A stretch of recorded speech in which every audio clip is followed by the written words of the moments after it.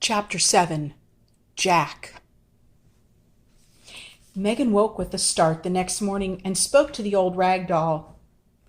"You aren't Nellie. You can't be. Eliza made Nellie, but you were in Anna's chest with her things. So who are you? And who made you?" She had been dreaming of Anna and Eliza all night and was trying to piece together the mystery.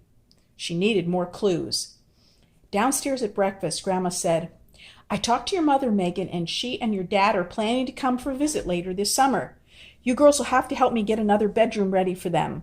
Good thing this house is big enough for all the company we want. That's one nice thing about these old houses." "That may be the reason they built this house. The old cottage was just too small for a growing family," said Grandpa. "What old cottage?" asked Kendall. "That's the little house back in the woods, way beyond the barn. It hasn't been used in years. Your mothers used to play in it when they were kids, and I don't think anybody's been in it since, and no one's actually lived in it since this house was built around 1900, explained Grandpa. "You mean the cottage has been empty for over 100 years? Asked Megan. "Yes, and it isn't in very good shape, but we haven't torn it down. It seems a shame to do that, so we just leave it be." "I haven't seen a cottage back there. Where is it, Grandpa?" asked Megan. "Can we go in it?" asked Kendall excitedly. "You can't see it very well because of all the trees and weeds grown up around it, but it's back there on the far side of our property. This used to be a farm, so it's a pretty deep piece of land. The cottage is probably locked, and I don't know how safe it is inside, but you can walk around the outside if it isn't too overgrown. I'm sure it was a pretty little place when it was built." The girls were anxious to explore the little cottage, so Grandma packed them a picnic lunch in a basket and sent them out the back door. "I have another project for you girls for this afternoon, so come back in a few hours and we'll play," said Grandma. They headed toward the barn, then past the fallen log, and kept walking. The grass ended and the trees and bushes became thick. It was impossible to walk in a straight path, and they had to wind their way through the dense brush. "I hope we aren't lost," said Megan. "Where's this cottage? I thought we'd be right here." "It can't be much further because it's on Grandpa's property. We must be close." The girls went several more steps. "Here it is!" cried Megan. Right in front of them was a small house that was barely visible because of the thick vines, bushes, and trees. They set down their basket and walked a little closer. Underneath the heavy vines, they could see a door, windows, and the remainders of black wooden shutters on either side of the windows. The windows were too high to look into, and besides, the glass was so covered with dust and grime it was impossible to see inside. They tried to walk around the house, but some of the bushes had thorns, and that halted their attempt. "We should come back here later and see if we could clear out some of these vines. I would love to see what this place looks like underneath all this stuff," said Kendall. "Yeah, it's so cute. I can't believe my mom used to play here and never even told me about it," marveled Megan. "My mom played here too, and she never said anything to me about it either. I wonder why?" asked Kendall. The girls poked around the front of the house a bit longer, then found a cleared space just a short distance away. "We can have our picnic right here," announced Megan, "and I brought the diary. I stuck it in the basket just before we left. Let's read some more and see what else we can find out, okay?" The girls sat close together while munching their sandwiches while they deciphered Anna's old-fashioned handwriting. July 6th, 1809. Today I finally finished my sample and added the date. It took a very long time to complete. Mother is pleased with my work, which makes me very happy. James and John went fishing in the creek and caught 9 fish. They were very excited. Very hot today. October 6th, 1809. I received a letter from Cousin Eliza. She has seen our new cousin, baby Dorothy. Daniel is still busy whittling. Eliza will visit again in the spring. I cannot wait to see her. We always have such fun together. Mother baked apples today. Father is busy working on a house in town, and many people are waiting for him to make presses for them. He is very tired every night. December 30th, 1809. We had a light snowfall yesterday. It was beautiful. Father finished the cradle he's been making for me. He made it in the evenings and let me help him. It is very pretty, and I will keep it in my room by my bed. I cannot wait to show it to Eliza, as she is making a baby and will love seeing a cradle for it. I'm going to make a little blanket for the cradle. February 21st, 1810. Another letter from Cousin Eliza. They're having more snow in Maryland than we are here. I have a surprise for Eliza. I will give her my cradle for the baby she is making, and I will try to finish the blanket I am making for the cradle. Father thinks that it is a good and generous plan. John lost his hornbook for 2 days, then found it under the stairs. Mother was furious. What was that? Asked Megan. What? I didn't hear anything. I heard a funny noise, said Megan. It's probably some kind of bird or something. Keep reading.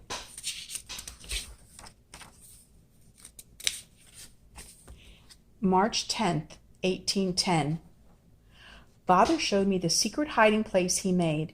It fits the same key as my special box. He said we can hide things there when we travel to visit Grandmother and Grandfather Matthews next month.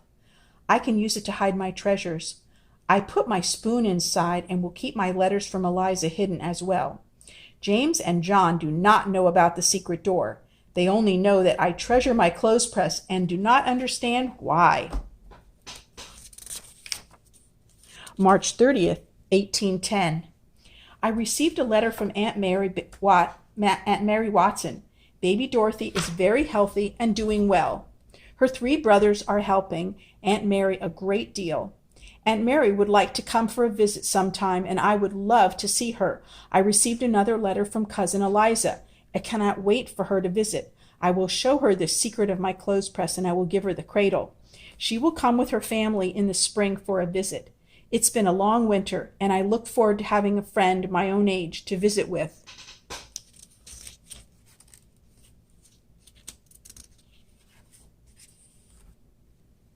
June 2nd, 1810. Cousin Eliza and Daniel left yesterday. I was sad to see them leave. We had a lovely visit. I told Eliza about the clothes press. She loved the secret. We did not let the boys know about it. She gave me a beautiful baby that she made. She has named her Nellie, and I will call her that too. She worked on Nellie all winter as a surprise for me. I gave her the cradle that Father and I made and the blanket that I stitched. She was quite pleased with her gifts. I wish that Eliza lived closer so that we could be together more often. We have great fun together. There, I heard it again. Megan, I'm sure there are all kinds of birds and squirrels and things out here. We're in our own backyard. There's nothing else out here but us and a few birds. Keep reading. Did you see this? Eliza gave her Nellie, so the rag doll we found really must be the one that Eliza made. Now we know how it got to the chest with the rest of Anna's things. That's one mystery solved, said Megan with satisfaction.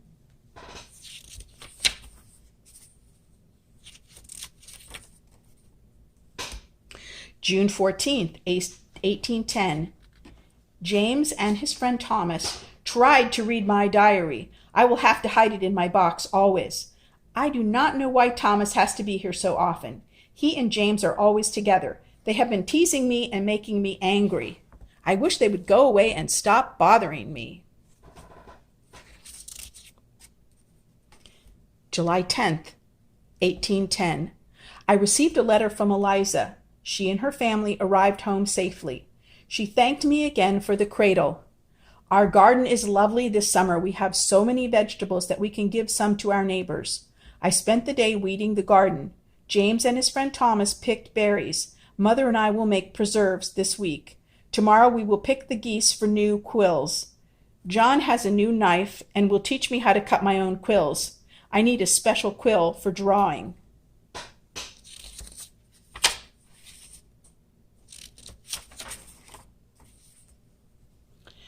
September 2nd, 1810. Thomas's father is sick, so I helped Thomas with his chores today.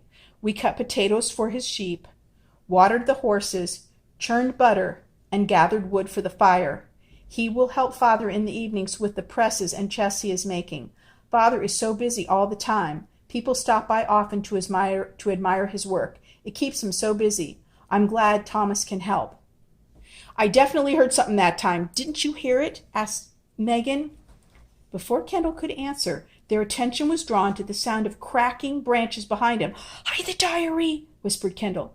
"What are you guys doing?" asked the boy as he reached the clearing. He was wearing shorts and a t-shirt and appeared to be about their age. He had a large wooden whistle hanging around his neck. "Who are you? And what are you doing here?" said Kendall boldly. "My name's Jack, and I live down the street from your grandparents. Your grandmother told me you two were back here." "So what did you just shove into that basket?" "None of your business. We're having a picnic, and I don't think you were invited," said Kendall. "Well, I could leave, but then I'd have to tell your grandmother that you two are hiding something, and she might start asking questions. Or you could show me what you're hiding, and I'll keep my mouth shut." "Your choice." The girls looked at each other in shock. They hadn't planned on sharing their secret with anyone yet, and especially not with a stranger. Kendall spoke right up.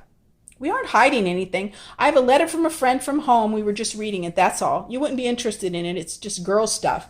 She's complaining about her two younger brothers who are away at camp this summer, and her mother makes her do lots of the housework and even some of the cooking. Boring stuff, trust me." Kendall winked at Megan, who returned the wink. "Camp, huh? What kind of camp?" asked Jack. "It's a wilderness camp with canoeing, hiking, building campfires, that kind of camp." "Sounds great. I just got back from camp myself last night. It was awesome. We canoed and we went swimming and we played baseball, did all kinds of cool stuff. I wish I could have stayed all summer, but I could only stay for a week. My best friend Brian, he's here for the whole summer. Man, he's so lucky. There aren't too many kids around the neighborhood, especially around my age. Mostly it's me and Brian just hanging out together. We have a band," revealed Jack triumphantly. "You do? What kind of band?" asked Megan. Rock band. I play guitar, Brian plays the drums. For the band right now, we call ourselves Weasels on Skateboards because when we aren't practicing for the band, we're skateboarding. Pretty cool, huh? Yeah, I guess." The girls exchanged puzzled looks. "What do you have around your neck?" Megan asked shyly.